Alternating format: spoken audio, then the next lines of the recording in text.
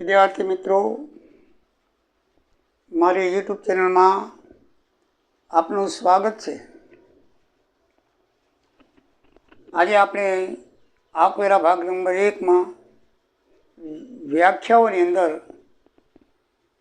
13મી વ્યાખ્યા આકસ્મિક આવક કેઝ્યુઅલ ઇન્કમ એના વિશે જોઈશું। તો જીવનની અંદર મિત્રો ઘણી વખત આપણે ન ધારી હોય એવી આકસ્મિક આવક મળી જાય છે। ક્યાંકથી લોટરી લાગે, અથવા તો આપણે ક્યાંય સટ્ટો રમ્યા હોઈએ, અથવા તો જમીનમાંથી આપણને મિલકત મળે। આ બધી આવકો છે ને આકસ્મિક આવકો છે। જે આવકનું ચોક્કસપણે પુનરાવર્તન ન થતું હોય અને અસ્થાયી પ્રકૃતિની હોય તેને આકસ્મિક આવક કહેવામાં આવે છે। કાંઈ રોજ રોજ ઇનામ લાગે નહીં, રોજ રોજ લોટરી લાગે નહીં, રોજ રોજ જમીનમાંથી આપણને ધન મળે નહીં। આ બધી કેવી આવક છે? સ્થાયી પ્રકૃતિની અસ્થાયી પ્રકૃતિની હોવી જોઈએ, એનું પુનરાવર્તન ન થતું હોય, વારંવાર પુનરાવર્તન થતું ન હોવું જોઈએ, અસ્થાયી પ્રકૃતિની હોવી જોઈએ। એવી જે બધી આવક છે એવી આવકને આકસ્મિક આવક કહેવામાં આવે છે, જે રોજ રોજ પગારની જેમ મળતી નથી, ધંધાની જેમ રોજ કાંઈ નફો મળતો નથી, બરાબર છે। આ આકસ્મિક છે, ક્યારેક આપણા કિસ્મત ફરી જાય અને સારી આવક મળી જાય છે ઘણી વખત, બરાબર છે। તો એ જે આકસ્મિક આવકો છે એ કઈ કઈ કહેવાય? દાખલા તરીકે લોટરી છે, કોઈ પણ હરીફાઈમાંથી મળતી આવક છે, જુગાર છે, આ બધી આકસ્મિક આવક કહેવામાં આવે છે। અને આકારણી વર્ષ 1972-73 સુધી કલમ 10(3) મુજબ આ આવક કરમુક્ત હતી, બરાબર ને। 71 સુધી 72-73 વર્ષ સુધી એ કરમુક્ત હતી, બરાબર છે। 73 માર્ચ 31 સુધી કરમુક્ત હતી। પછી 1/4/74 1973 1/4/73 એપ્રિલથી કરમુક્તિ દૂર કરી અને આવકવેરો લેવામાં આવે છે। 1/4/73 માર્ચ સુધી કરમુક્ત હતી અને 31/3/73 સુધી કરમુક્ત હતી। 1/4/73થી શરૂ કરમુક્તિમાંથી એને મુક્તિ આપવામાં આવી અને કરમુક્તિ રદ કરી નાખવામાં આવી। ક્યારથી મિત્રો? 1/4/73થી।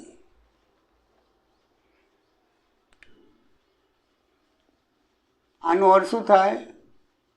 1/4/73થી કરમુક્તિ રદ કરી, 1/4/73થી કરમુક્તિ રદ કરવામાં આવી, બરાબર છે। 31/3/73 સુધી હતી, 31/3/73 સુધી હતી, બસ 31/3/73 સુધી આ કરમુક્તિ આમાં હતી અને ત્યારબાદ 1/4/73થી આ કરમુક્તિ રદ કરવામાં આવી છે, એટલે કે કરવેરો લેવામાં આવે છે। પહેલાં તો ગમે એટલી આવક થતી આકસ્મિક, જલસા કરો, કોઈ કર લેવામાં આવતો નહીં, પણ 1/4/73થી કરમુક્તિ રદ કરી આવકવેરો લેવાય છે। અને કેવી રીતે લેવાય છે? એના ઉપર ફ્લેટ રેટ છે, ઓની જેમ સ્લેબ નથી 5, 10, 15, 20, 30% સીધો સ્લેબ અને 4% લેસ એચી સેસ ઉમેરવાની, છેલ્લો સ્લેબ છે એને માટે રાખ્યો। તો મને દાખલા તરીકે કૌન બનેગા કરોડપતિમાં ઇનામ મળે અમિતાભ બચ્ચન તરફથી, તો એની 1 કરોડપતિ તમે બની જાઓ તો 30% છે, 30 લાખ રૂપિયા તમારે કપાઈ જાય અને બાકી 4% શેષ લાગે એ કપાય, બાકીના રૂપિયા તમારા ખાતામાં જમા થાય। તમે 1 કરોડની લોટરી લાગી હોય તો કરોડ રૂપિયા પૂરા મળતા નથી। આમાં 30% જે આવક છે એના 30%, એટલે કે 30% સ્લેબ છે, બરાબર છે। એ 30% સ્લેબ 30% કાપીને તમને બાકીની ઇન્કમ આપવામાં આવે છે, 4% શેષ લગાવવામાં આવે છે। તેના ઉપર કોઈ એસસીથી એસયુજી કોઈ પણ કપાત બાદ મળતી નથી, 30% કાપી લેવામાં આવે છે, 4% શેષ, 30% બાદ કર્યા પછી જે રકમ વધે એના 4% શેષ, બરાબર છે। 4% શેષ લગાડીને પછી બધું બાદ કરીને પછી તમારા ખાતામાં જમા થાય અથવા તમને મળે છે। એસસીથી એસયુજી કોઈ પણ કપાત મળતી નથી, એમાં કોઈ પણ જાતની કપાતનો ઉલ્લેખ હોતો નથી। એનામાં 30% પહેલું સ્ટેપ ને છેલ્લું સ્ટેપ જે ગણો તો 30% ડાયરેક્ટ કાપી લેવામાં આવે છે। 30% શું છે? ફ્લેટ રેટ છે, એનો સ્લેબ નથી, 30% કાપી નાખો, બરાબર છે, જેમ કીધું તેમ। પછી મૂડી નફો ધંધો કે વ્યવસાયથી મળતી પ્રાપ્તિ કર્મચારી મહેનતાણા ઉપરાંત મળતી રકમ વગેરે આકસ્મિક આવક ગણાતી નથી. મૂડી નફો હોય કે ધંધો નોકરી કરતા હોય એમાંથી પ્રાપ્ત આવક થતી હોય, એના ઉપરાંત મહેનતાણા ઉપર પગાર તો છે જ, પગાર ઉપરાંત કોઈ તમને બોનસ આપે કે કંઈ આપે તો એ પણ આકસ્મિક આવક ગણાતી નથી. પછી કોઈ પણ પ્રકારની મળતી ટીપ, દાખલા તરીકે મોટી મોટી હોટલોમાં માણસો જાય છે રહેવા માટે તો ત્યાંના વેટરોને ટીપ આપે છે, અથવા ઘણી વખત શેઠ ખુશ થાય તો ડ્રાઈવરને ટીપ આપે છે. તો આ હોદ્દાની રૂપે મળતી ટીપ છે ને એ કરમુક્ત નથી. એ બરાબર છે ને, હોદ્દાની રૂપે મળતી જે આવક આકસ્મિક આવક ગણવામાં આવતી નથી અને આકસ્મિક આવક ન ગણવામાં આવે. બરાબર છે. ધંધા કે વ્યવસાયમાંથી પ્રાપ્ત થતી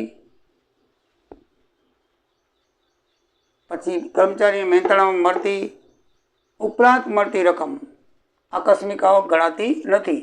કહેવાનો મતલબ એ જ કે મૂડી નફો, ધંધા વ્યવસાયમાંથી આવક પ્રાપ્તિ, કર્મચારીને મહેનતાણા એટલે પગાર ઉપરાંત મળતી આવક એ આકસ્મિક આવક ગણાતી નથી. એ રેગ્યુલર આવક છે. બરાબર છે. પગાર તો રેગ્યુલર આવક એ તો ગણાય છે, પણ ઘણી વખત એને બોનસ મળે છે. બરાબર છે. પછી ધંધામાં મૂડી નફો વધી જાય કે વ્યવસાયની અંદર મળતી આવક એ બધી રેગ્યુલર આવકો છે. એ આકસ્મિક આવક ગણવામાં આવતી નથી. બધી રેગ્યુલર આવક છે તો એને કોઈ પણ આકસ્મિક આવક ગણવામાં આવતી નથી. બોનસ દર વર્ષે મળે છે. બરાબર છે. તો એને પણ આકસ્મિક આવક ગણવામાં આવતી નથી. આમાં ધ્યાનમાં રાખવાનું છે કે પુનરાવર્તન થતી હોય કોઈ પણ આવક છે એ આકસ્મિક આવક ન ગણાય. પુનરાવર્તન ન થતી હોય, દર વર્ષે બોનસ મળે, દર વર્ષે ધંધામાંથી આપણને મૂડી નફો મળે, દર વર્ષે આપણે ધંધામાંથી ઇન્કમ પ્રાપ્ત કરીએ તો એ આકસ્મિક આવક ગણાય નહીં. પછી ટીપ છે એ આ ડ્રાઈવરને મળતી ટીપ છે, વેટરને મળતી ટીપ છે એ આકસ્મિક આવક છે. કોઈ વખત સેટ આપે નહીં તો વર્ષમાં એકાદ વાર આપે. ટીપ પણ કોઈ બધા ગ્રાહકો આપતા નથી, વેટરે કોઈક જ આપે છે. એ આકસ્મિક આવક હોવા છતાં પણ શું છે, આવક આકસ્મિક આવક ગણવામાં એને આવે છે. અને આ બધી હોદ્દાની રૂપે મળતી આવક છે હોવાથી તે કરપાત્ર આવક છે. આ આકસ્મિક આવક ગણવામાં આવે છે છતાંય કરપાત્ર આવક છે. આકસ્મિક આવક ગણવામાં આવે છે છતાંય કેવી છે, કરપાત્ર આવક કહેવામાં આવે છે. એ આકસ્મિક આવક છે અને પાછી એને કરપાત્ર ગણવામાં આવે છે. પછી જમીન, જન્મદિન બક્ષિસ છે, લગ્ન પ્રસંગ મળતી ભેટ છે, વ્યક્તિગત મળતી કોઈ પણ આ છે ને હોદ્દાની રૂપે મળતી આવક છે. આ છે વ્યક્તિગત રીતે મળતી આવક છે. આ બેમાં ફરક છે. ડ્રાઈવરને ટીપ છે, વેટરને ટીપ છે, એ હોદ્દાની રીતે આકસ્મિક આવક છે. બરાબર. જ્યારે આ જે છે જન્મદિન બક્ષિસ, લગ્ન પ્રસંગ બક્ષિસ એ વ્યક્તિગત રીતે છે. જન્મદિન વ્યક્તિનો હોય, લગ્ન પ્રસંગ વ્યક્તિનો હોય, એટલે વ્યક્તિગત રીતે મળતી આવક હોય એ કરપાત્ર નથી. વ્યક્તિગત રીતે મળે છે માટે કરપાત્ર નથી. આ વ્યક્તિગત રીતે મળતી હોવા છતાં કરપાત્ર છે.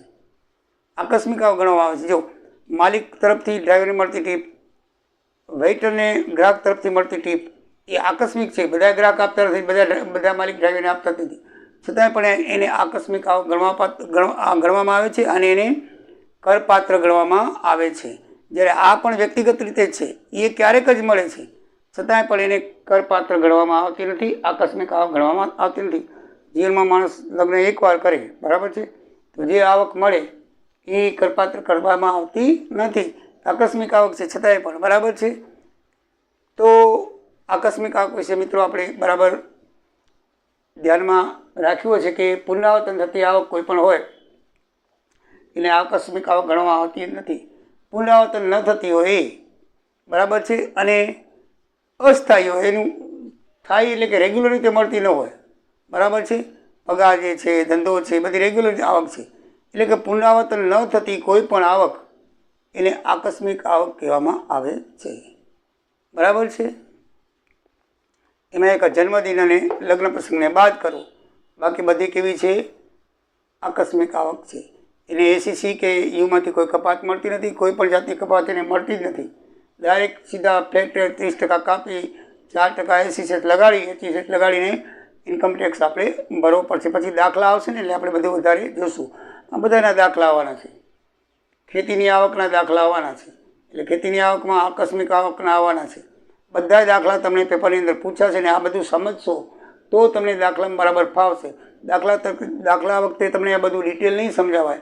દાખલા તરીકે બરાબર છે, દાખલાની અંદર તો આ બધું થોડીક વાર સમજાવીને તમને દાખલો સમજાવવામાં આવશે.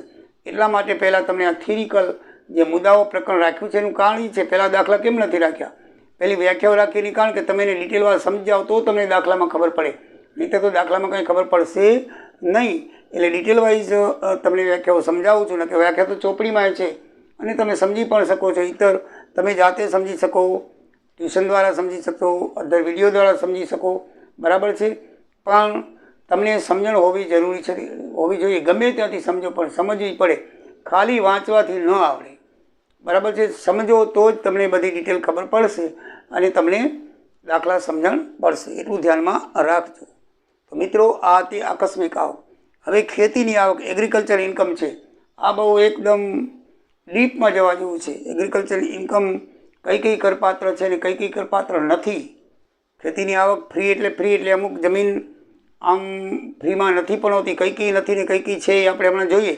પણ ભારતની અંદર કલમ નંબર 10A પ્રમાણે 10(1) પ્રમાણે એગ્રીકલ્ચર ઇન્કમ તમને માફી આપવામાં આવે છે, બરાબર છે. ખેતીવાડીની કોઈ પણ આવક હોય તમારા પર કર લેવામાં આવતો નથી, પણ એમાં પ્રાવધાન છે. શું છે આપણે જોઈએ. ચલો આગળ જોઈએ. તો એગ્રીકલ્ચર ઇન્કમ 10(1) મુજબ આ એની વ્યાખ્યા છે, એના વિશે સમજણ છે કે ખેતીની આવક પર કેન્દ્ર સરકાર વેરો લઈ શકતી નથી. કેન્દ્ર સરકારને લેવાનો અધિકાર નથી. 10(1) મુજબ કેન્દ્ર સરકાર વેરો લઈ શકતી નથી, કારણ કે દરેક રાજ્યોને એને કરવું ગણવાનો નિયમ છે. જે રાજ્યમાં જે જમીન આવી હોય એ રાજ્ય જ એના ઉપર લઈ શકે લેવો હોય તો. બાકી કેન્દ્ર સરકારને 10(1) કલમ મુજબ ખેતીની આવક ઉપર આવકવેરો લેવાની મનાઈ છે, એટલે મેં કે હક ધરાવતી નથી. કારણ કે ભારતીય બંધારણ મજૂર ખેતી એ રાજ્યોનો વિષય છે, માટે ખેતી ઉપર કર નાખવાની સત્તા કેન્દ્ર સરકારને નથી. ભારતીય બંધારણ મુજબ 10(1) મુજબ ખેતી ઉપર કર નાખવાનો અધિકાર ફક્ત રાજ્ય સરકારને છે, કેન્દ્ર સરકારને નથી. એટલે ખેતીની આવક ગણવા માટે 2 શરતો છે. કઈ છે કે આવી આવક ભારતમાં સ્થિત જમીન પરથી જ મળેલી હોવી. ભારતની જમીન ઉપર જે તમે ખેતી કરતા હો એમાંથી જ આવક મળેલી હોવી જોઈએ. પરદેશની જમીન પર તમે ખેતી ત્યાં લીધેલી હોય જમીન અને તમે હક ધરાવતા હો, ત્યાંની આવક તમે ભારતમાં લઈ આવો તો એ ખેતીની આવક ગણાતી નથી. ભારતની જમીનની હોવી જોઈએ. જમીનનો ઉપયોગ ખેતીના હેતુ માટે જ થવો જોઈએ. તમે જે આવક લઈ આવો છો ખેતીમાંથી એ જમીન કેવી હોવી જોઈએ? ખેતી માટે જ ઉપયોગમાં લેવાયેલી હોવી જોઈએ. બીજી રીતે ઉપયોગમાં હોય તો એ મળતી નથી. તો આ 2 શરતો છે. જમીનનો ઉપયોગ ખેતીના હેતુ માટે થવો જોઈએ અને એ જમીન ભારતમાં આવેલી હોવી જોઈએ. આ 2 શરતો ઉપર ખેતીની વ્યાખ્યા નક્કી થઈ છે. તો ખેતીની વ્યાખ્યા ઇન્કમટેક્સ એક્ટ મુજબ 2(1)A મુજબ કઈ છે કે ભારતમાં આવેલી જમીન જે ખેતીના હેતુ માટે વપરાતી હોય, એટલે ઉપરની 2 શરતો આવી ગઈ. ભારતમાં આવેલી જમીન જે ખેતીના હેતુ માટે વપરાતી હોય, ખેતીવાડીની પ્રક્રિયા દ્વારા, એટલે જે લોકો ખેતી કરતા હશે એને ખબર પડે કે ખેતીવાડીની પ્રક્રિયા થયેલી હોવી જોઈએ. કેવી રીતે કે એની વાવણી થવી જોઈએ, લણણી થવી જોઈએ, એને કાપી કૂપી પૂળા બનાવી અથવા કાઢી ઘઉં કાઢી એને કોથળામાં પેકિંગ કરવાની, બજારમાં લઈ જવાની જે પ્રોસેસિંગ છે બધી થયેલી હોવી જોઈએ, તો જ ખેતીની આવક એને ગણવામાં આવશે. લખેલું છે જુઓ. ભારતમાં આવેલી જમીન જે ખેતીના હેતુ માટે વપરાતી હોય, ખેતીની પ્રક્રિયા દ્વારા જ, એટલે કે વાવણી, કાપણી અને બજારમાં લઈ જવાની પ્રોસેસિંગ ક્રિયા, એટલે કે જેમાં અનાજોમાં વાવણી કાપણી હોય, ફળ ફૂલ હોય એમાં વાવણી કાપણી એવું ના હોય, પણ લેવાની પ્રક્રિયા તો ખરી. એને વાવણી કાપણી ભલે ન કહી શકીએ, પણ ઉગાડીને લેવાની, ફળ આપણે ઉગાડીએ છીએ અને પાછી લેવાની પ્રક્રિયા છે તો એ વાવણી કાપણીમાં સમાવેશ થઈ જાય. પણ એકચ્યુઅલ જે આપણે અનાજ વાવણી કાપણી કરીએ છીએ એવું ફળોમાં થતું નથી, બરાબર છે. પણ એ પ્રક્રિયા તો એના જેવી જ છે. એટલે વાવણી કાપણી શબ્દ છે ને એક અનાજ માટે નહીં રાખવાનો, આમ થોડોક વ્યાપક સ્વરૂપમાં રાખવાનો, બરાબર છે. એટલે એ વાવણી કાપણી, બજારમાં લઈ જવાની પ્રોસેસિંગ ક્રિયા વગેરેથી મળેલી આવક હોવી જોઈએ, બરાબર છે. તો એ ખેતીની આવક ગણાય છે. ખેતી વિષયક મકાનમાંથી મળતી આવક પણ ખેતીની આવક ગણાય છે. પણ મકાન છે એમાં થોડીક શરતો છે. એ શરત મુજબ જો તેમાં મકાનમાંથી આવક મળતી હોય તો એ પણ શું ગણાશે? ખેતીની આવક તરીકે ગણાશે. તો એમાં શું શરત છે એમાં એ શરત છે કે મકાન છે તમારું એ માલિક છે ખેતી કરનાર વ્યક્તિ જ હોવો જોઈએ, મીન્સ કે જે જમીનનો માલિક છે એ જ હોવો જોઈએ. માલિક ખેડૂત હોવો જોઈએ. કોણ હોવો જોઈએ? ખેડૂત હોવો જોઈએ. પછી ખેતી કરનાર વ્યક્તિના કબજામાં હોવું જોઈએ. તેનો ઉપયોગ ગોડાઉન કે રહેઠાણ તરીકે થતો હોવો જોઈએ. માલિક કાંઈ રહેતો હોય, પોતે ખેડૂત અંદર રહેતો હોય, અથવા તો એના ખેતીનો પાક છે એમાં સાચવતો હોય. ગોડાઉન એટલે કે બીજો માલ નહીં, બરાબર, પેટ્રોલ ડીઝલ કે અંદર સંગ્રહવા દે તો એ નહીં. ગોડાઉન એટલે અહીંયા એક જાતનું વખાર, મીન્સ કે ખેતીની આવક. ઘઉં થયા હોય તો પલળી ન જાય તો ઘઉંના ગોણી છે, બરાબર, અનાજની ગોણી છે, ફળના બોક્સ છે, એ બધા રાખવા માટે થતો હોવો જોઈએ, બરાબર છે. એવા મકાનની આવક, બરાબર છે. તો એ આવક છે એ શું છે? તમને ખેતીની આવક તરીકે ગણવામાં આવે છે. એમાં હજી પણ શરત છે કે આ મકાન ઉપર જમીન મહેસૂલ કે સ્થાનિય કર આકારણી થયેલી હોવી જોઈએ. તમે એની અંદર કર આકારણી થઈને કરવેરો ભરતા હોવા જોઈએ. અને એમાં પણ હજી શરત છે કે એ મકાન, એ જમીન 10 ખેતીની જમીન ઉપર અથવા તો એની નજીક હોવી જોઈએ. ક્યાં હોવી જોઈએ? ખેતીની જમીન ઉપર હોવી જોઈએ અથવા તો ક્યાં હોવી જોઈએ? એની નજીક હોય તો જ ખેતીની આવક ગણવામાં આવશે. પણ જો એ જમીન, આ જો એ લખ્યું છે કે નીચે જણાવેલા વાયદોરીમાં સ્થિત ન હોવી જોઈએ. આ જમીન છે, આ જો આટલી હદમાં સ્થિત હોય તો એના પર ખેતીની આવક ગણાતી નથી. દાખલા તરીકે જો 10,000 થી 1 લાખ સુધી વસ્તી ધરાવતું ગામ કે શહેર હોય તો 2 કિલોમીટર, 1 લાખથી કે 10 લાખ સુધી એ ધરાવતું શહેર કે ગામ હોય, શહેર હોય તો 6 કિલોમીટર સુધી, અને 10 લાખથી ઉપરનું શહેર હોય તો 8 કિલોમીટર સુધી આવેલી જમીન સાથે સંકળાયેલ કોઈ પણ ફાર્મની આવક ખેતીની આવક ગણાશે નહીં, બરાબર ને. સ્થાનની નજીક હોવું જોઈએ અને જમીન ઉપર હોવું જોઈએ.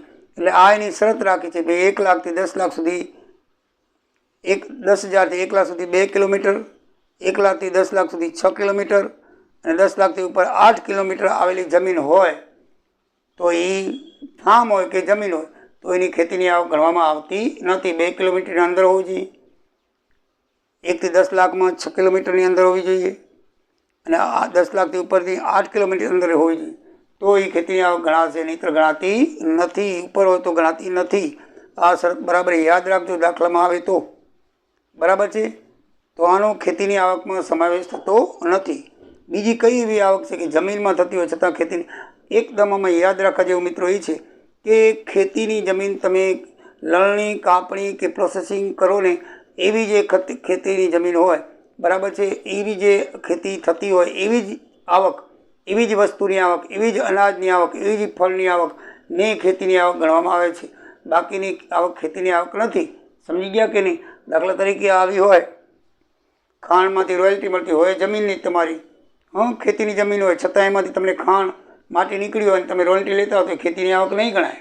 એમાં પ્રોસેસિંગ નથી થતી લણણી પ્રક્રિયાની, બરાબર છે. તેવી રીતે માછલા પકડવાની આવક હોય, બરાબર, જમીનમાં તમે માછલા, દરિયાઈ પાસે જમીન હોય તમારી ભલે, અને તેમાં તમે માછલા પકડતા હો, બરાબર છે, પાણી અંદર આવતું હોય, મીઠાના અગર હોય, મીઠામાં પણ એવી રીતે થાય છે, પાણી વેરથી આવે અને એ જમીનમાં તમે મીઠું પકવો તો એ ખેતીની આવક નહીં ગણાય. પછી સિંચાઈ હેતુ માટે પૂરું પાડવામાં આવતી પાણી, તમે તમારી જમીન છે એમાંથી, ખેતીની જમીન ભલે હોય પણ એમાંથી તમે સિંચાઈનો અંદર 2-3 મશીનો તમારી કરીને ભગવાનની કૃપાથી બહુ વિપુલ તમે અંદર બોર નાખ્યો અને ઘણું બધું પાણી આવ્યું અને આજુબાજુના તમે બધાને માણસોને પાણી આપો તો એ એક જાતનો વેપાર કહેવાય. તો એ જે પાણી આપવાની પ્રક્રિયામાં થતી આવક છે એ ખેતીની આવક નહીં ગણાય. ભલે તમારી ખેતીમાં કૂવો હોય તોય એ આવક ગણાશે નહીં, બરાબર છે. પછી પોલ્ટ્રી ફાર્મ છે, મરઘા ઉછેર કેન્દ્ર છે, ડેરી ફાર્મ છે, પછી પ્રદેશની જમીન પર તો આપણે બોલી ગયા મળતી આવક છે. પછી જમીન પર હંગામી મેળા કે બજાર, અત્યારે 7મ 8મ ચાલે છે, મેળાઓ કરો જમીન પર, બજાર ઊભી કરો તો એમાંથી મળતી આવક ખેતીની આવક ગણાતી નથી. જમીનમાંથી આપમેળે ઉગેલા ફળ ફૂલ, બરાબર છે, એની પણ આવક ગણાતી નથી, બરાબર છે. તમે એ પણ ખેતીની આવક ગણાતી નથી, એ કરપાત્ર છે. પછી એ ભગવાને આવેલા છે, આપણે તો કાંઈ મહેનત કરતા નથી, બરાબર ને. તો રેશમના કીડાને ઉછેરની ઉપયોગ માટે લેવામાં આવતી જમીન, રેશમના કીડા ઉછેરીને આપણે રેશમ બનાવીએ છીએ એનામાં ઉપયોગમાં લેવાતી જમીન, આ બધી ઘણી બધી જમીનો છે. હું તમને ડિટેલ વાઇઝ તમને આપીશ કે કઈ જમીન કરપાત્ર, કઈ આવક ખેતીપાત્ર છે ને કઈ નથી. તો એ બધી આવકો ખેતીમાં સમાવવામાં આવે છે. અને અમુક આવક જમીન દ્વારા થતી હોવા છતાં પણ એ ખેતીની આવક થતી જમીન દ્વારા થતી હોય તો પણ ખેતીની આવક ગણવામાં આવતી નથી મિત્રો. તો આપણે હવે એ જોઈએ કે કઈ આવક ખેતીની ગણાય અને કઈ આવક ખેતીની ન ગણાય એની ડિટેલ વાઇઝ જોઈ લઈએ. પછી આપણે ખેતીના દાખલા છે એ પણ આપણે ચર્ચા કરશું. તો ચાલો આપણે જોઈએ કઈ આવક ખેતીની ગણાય અને કઈ આવકો ખેતીમાં ગણાતી નથી.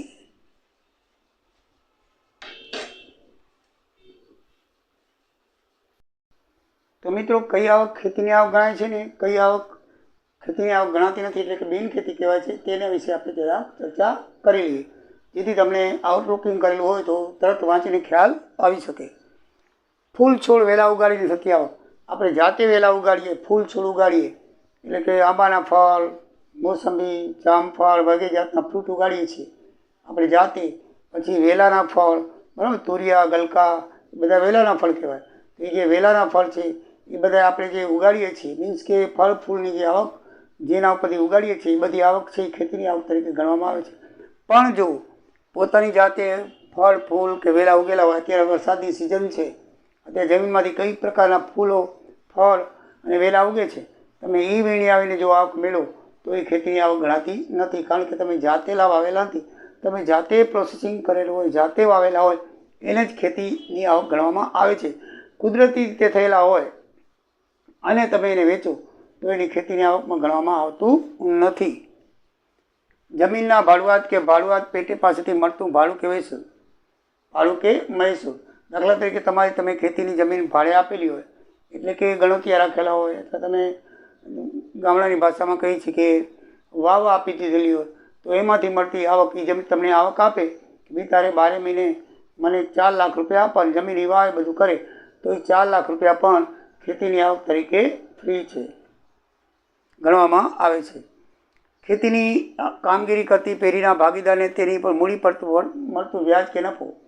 જે ફાર્મા એગ્રીકલ્ચર કંપનીઓ છે, એની જે દવા દુકાનો છે, એમાંથી જે ભાગીદારો હોય એને જે મૂડી રોકેલી હોય, બરાબર છે, તો એ મૂડી પર મળતું વ્યાજ અથવા નફો એ પણ શું કરવામાં આવે છે, ખેતીની આવક તરીકે માનવામાં આવે છે ને ટેક્સમાંથી ફ્રી મળે છે. અતિવૃષ્ટિથી ચાના બગીચાને થયેલું નુકસાન જે વીમા કંપની રકમ આપે તે ખેતીની આવક તરીકે ગણવામાં આવે છે. આમ તો મિત્રો બધા વીમા, કોઈ પણ તમે ખેતીનો વીમો લીધેલો હોય અને એ વીમાની રકમ તમને જે મળે તે તમને સંપૂર્ણપણે ખેતીની આવક કરવામાં આવે છે. પણ આપણે ત્યાં મોંઘી ચા એ બહુ મોંઘી વસ્તુ છે એટલે એની જે માલિક છે એ ચાના બગીચાના વીમા ઉતરાવે છે. બાકી ઘઉં, બાજરી, તલ, ચોખા એવા રીતે આપણે જે થાય છે, ડાંગર, એના વીમા કોઈ ખેડૂત લેતું નથી, ભગવાન ઉપર આધાર રાખે છે. જો થાય તો થાય, નક્કી ન થાય, પણ વીમા ઉતરાવતા નથી. હકીકતમાં જો એનો વીમો ઉતરાવવામાં આવતો હોય તો એની આવક પણ ફ્રી ખેતીની આવક તરીકે ગણાય છે. ગોલ્ફના મેદાન માટે, ગોલ્ફ એક જાતની રમત છે અને એને આમ આપણે તમે જોયું હોય તો અથવા રમ્યા પણ હશો, આમ લાકડીથી આમ કરીને લગાડવાની છે. આટલો બોલ હોય છે અને એ બોલ સીધો જમીનમાં રાખેલા કાણાની અંદર આપણે નાખવાનો હોય છે. એવી રીતે જેમ આપણે કેરમમાં રમીએ છીએ તેમ આ જમીનમાં રમવાનું છે. ઓલું કેરમમાં લાકડા ઉપર બેસી રમીએ છીએ એ, બરાબર છે, એક જાતનું જમીનનું કેરમ જ કહેવાય ગોલ્ફ એટલે, બરાબર છે. આમ આંગળીથી આપણે કરીએ છીએ, આ આપણે લાકડીથી કરવાનું છે. ફરક છે થોડો, પણ બે સેમ છે. તો એનું જે જમીન હોય, લીલું ઘાસવાળી જમીન ખપે, એમાં બીજી ના હાલે, તો એનું સ્પેશિયલ ઘાસ આવે છે. એ સ્પેશિયલ ઘાસ ઉગાડીને જો જમીન એને ભાડે આપી કે વેચી તો એની આવક પણ ખેતીની આવક તરીકે ગણવામાં આવે છે. પછી મલબારી પાંદડા એટલે કે શેતુના ઝાડ ઉગાડીને આપણે કીડા ઉછેરીએ છીએ, રેશમના કીડા, અને એમાંથી જે આપણે રેશમ બનાવીએ છીએ, તો તમને ઝાડ ઉગાડવાની આવક છે ને એ ખેતીની આવક તરીકે ગણવામાં આવે છે. પણ જો ઝાડ ઉગાડીને તમે એના શેતુના પાંદડા પર કીડા જો ઉછેરો તો એ ખેતીની આવક નથી. બરાબર બેટા, બરાબર ધ્યાનથી સમજો, આ બંનેમાં થોડોક ફરક છે. અહીંયા મલબારી પાંદડા ઉગાડીને બિયારણ ઉગાડીને આપણે જે ખાલી શેતુના ઝાડ ઉગાડો તો એ ખેતીની આવક ગણાય, એને વેચો. પણ એ જે વેચનાર છે એ પછી શેતુના કેળા ઉછેરીને રેશમ મેળવે તો એ ખેતીની આવક ગણાતી નથી. બરાબર ધ્યાન રાખજો. પછી બિયારણ વેચવાથી તમે ત્યાં પાક થયેલો ને ઘઉંનું, બાજરીનું, કપાસનું આદિ બિયારણ વેચો તો એ વેચવાથી આવતી આવક પણ ખેતીની આવક તરીકે ગણાશે. વાંસ, બંબુ ઉગાડેલો હોય, વાંસ ઉગાડેલો હોય અને એ વાંસ વેચાતી તમને થતી આવક એ ખેતીની આવક ગણાશે. જો આમાં બધી અમુક પ્રોસેસિંગ એવી છે કે વાવવું, કાપવું, લણવું થતું નથી. બંબુ વાવો સીધો ઉગી આવે છે, કાપવાનું તો એને પણ હોય છે, બરાબર.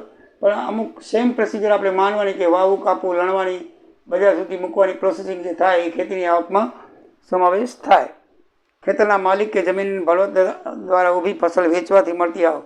ખેતીનો માલિક છે, ઘઉંનું ખેતર ઊભું હોય, આખું વેપારી આવે, ભાઈ આ કેટલા મણમાં છે, અંદાજિત મણ કરીને વેચી નાખે, ભાઈ હાલો આ 200 મણ થાય એમ છે, લઈ લે 200 રૂપિયાના ભાવ, 200 મણના ભાવથી.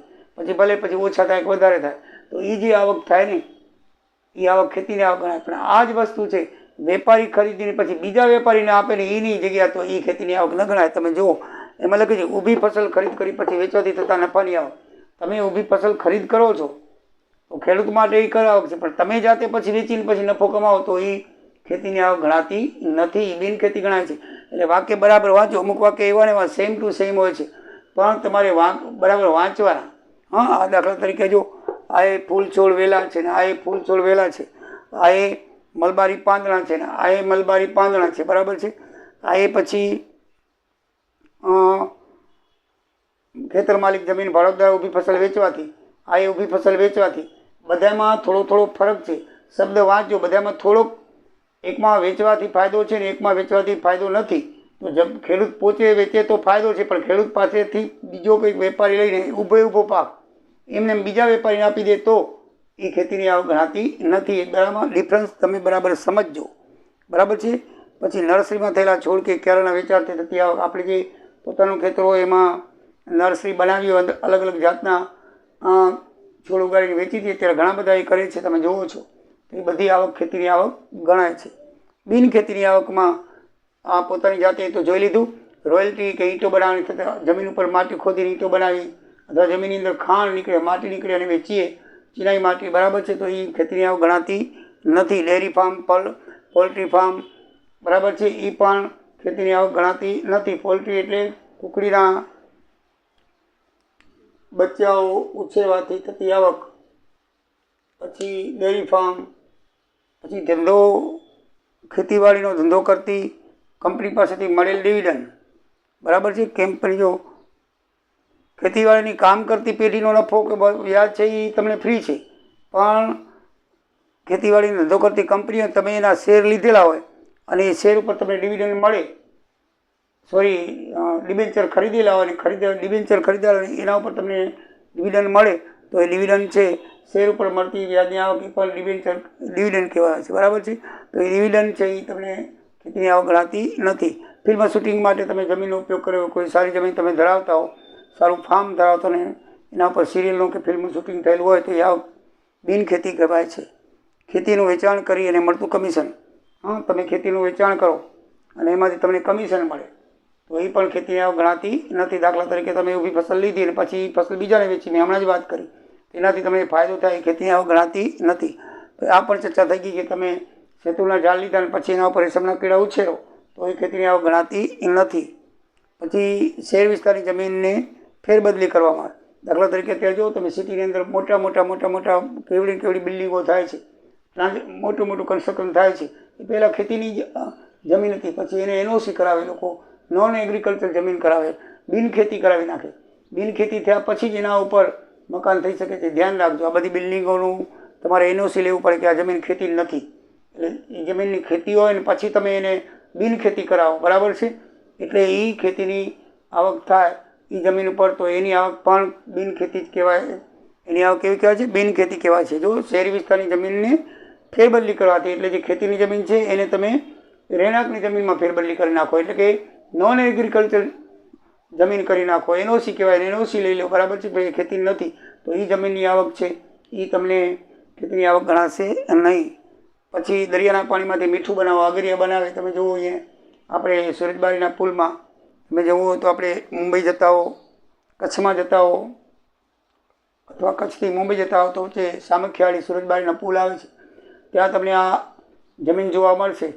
પુલ છે લાંબો, એના ટ્રેનમાં બેઠા હો તો તમે જોઈ શકો છો કે આખી જમીનમાં ક્યારા કરેલા હોય છે. ક્યારાની અંદર સફેદ પાણી જેવું દેખાતું હોય, મીઠું છે, તો એની આવક છે એ છે જમીનની, એક જાતની ખેતી જ કહેવાય. મીઠાની ખેતી કહેવાય, પણ એ ખેતી તમને બિન ખેતી તરીકે ખેતીની આવક તરીકે લેખાતી નથી, કારણ કે એમાં જે પ્રોસિજર ખેતીની કરવી પડી થતી નથી. કુદરતી પ્રોસિજર છે. તમે ખાલી ક્યારો બનાવો એટલે ભરતી આવે એટલે ઓટોમેટિક પાણી ભરાઈ જાય ને સૂર્ય ભગવાન એને સૂકવી નાખે. એમાં તમારી જાતે કોઈ મહેનત તમે કરતા નથી, ખાલી ક્યારા બનાવવા માટે. એટલે ભગવાને એને તમને એટલો ફાયદો આપ્યો છે, એટલે તમને ખેતીની આવક તરીકે ગણવામાં આવતી નથી.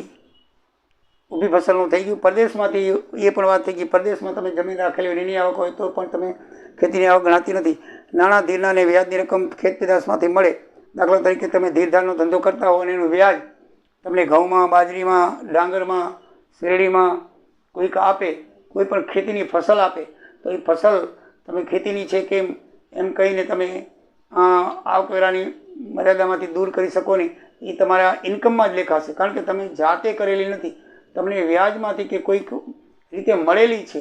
માટે જાતે કરીને ખેતીની પ્રોસેસિંગ કરીને મળો ને એ જ ખેતીની આવક કહેવાય. તમે બીજા દ્વારા કરાયેલી તમે વસ્તુ ખરીદો પછી તમે, દાખલા તરીકે આપણે ઘઉં બાજરીનો વેપાર કરતા હોય એ ખેતીની જ પેદાશ છે. ખેડૂત પાસેથી લઈને તમે આ ઊંઝામાં જે મોટી માર્કેટ છે એમાં તમે જાઓ, એ બધા વેપારી છે એ ખેતીની આવક તરીકે કરે છે. ખેતીની જે વેચાણ બધે ખેત પેદાશ, પણ એ ખેતીની આવક એમના માટે ફ્રી નથી, ખેડૂત માટે ફ્રી છે.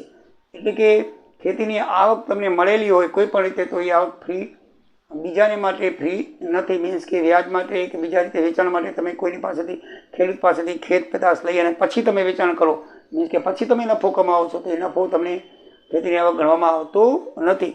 તો મિત્રો, ખેતીની આવકમાં આ બધી વસ્તુ બરાબર ધ્યાન રાખજો. હવે પછીના નેક્સ્ટ વિડીયોમાં આપણે ખેતીના આવકના દાખલા જોઈએ, અને પરીક્ષા માટે મોસ્ટ ઇમ્પોર્ટન્ટ છે. આ ચેપ્ટર પણ પરીક્ષા માટે ખૂબ ઉપયોગી છે. તો તમે બરાબર ધ્યાનથી સમજો અને વાંચજો, તમને જરૂરથી એ પરીક્ષામાં કામ લાગશે. તો મિત્રો આવજો. જય દ્વારિકાધીશ, જય સિયારામ, અને સબસ્ક્રાઈબ કરતા રહેજો. થોડા વધે છે, હજી ઝડપ ઓછી છે, ઝડપ વધારજો તો દિવાળી સુધીમાં મને કંઈક 1000નું બોનસ મળી જાય. જય સિયારામ, જય દ્વારિકાધીશ.